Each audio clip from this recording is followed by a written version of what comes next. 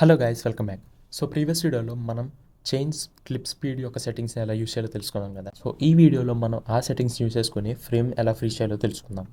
So దానికన్నా ముందు previous వీడియోలో మనం రివర్స్ చేసేటప్పుడు సో ఇక్కడ పర్సంటేజెస్ ఎలా మార్చాలో చూసాం కదా.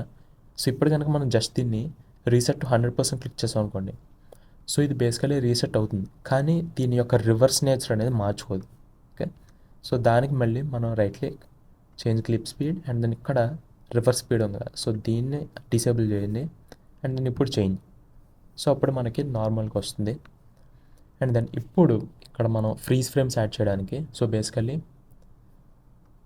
సో నాకు ఈ పొజిషన్ కావాలనుకోండి. సో మళ్ళీ right click, change clip speed, and then ఇక్కడ మనకి third option freeze frame, so దీన్ని క్లిక్ చేసి చేంజ్.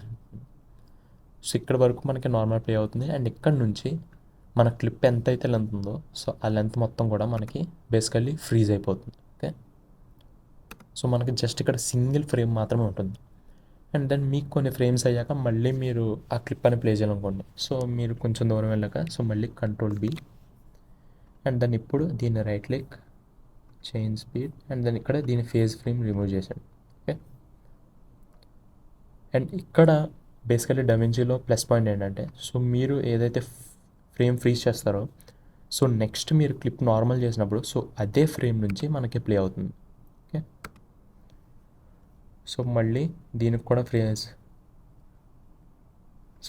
ఫ్రేమ్స్ అనేవి ఫ్రీ చేయాలనుకుంటే సో మళ్ళీ right click, so right click ముందు ఇది కట్ చేసుకుందాం. So control B, and then మళ్ళీ రైట్ క్లిక్, స్పీడ్,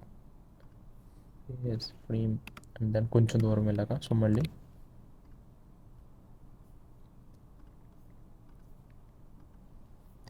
సో ఇప్పుడు కానీ ప్లే చేస్తే సో నార్మల్ స్పీడ్లో ప్లే అవుతుంది. అండ్ దెన్ ఫ్రేమ్ అనేది ఫ్రీజ్ అవుతుంది, అండ్ మళ్ళీ ప్లే, మళ్ళీ ఫ్రీజ్, అండ్ మళ్ళీ ప్లే.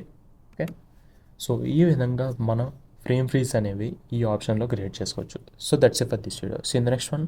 బాయ్.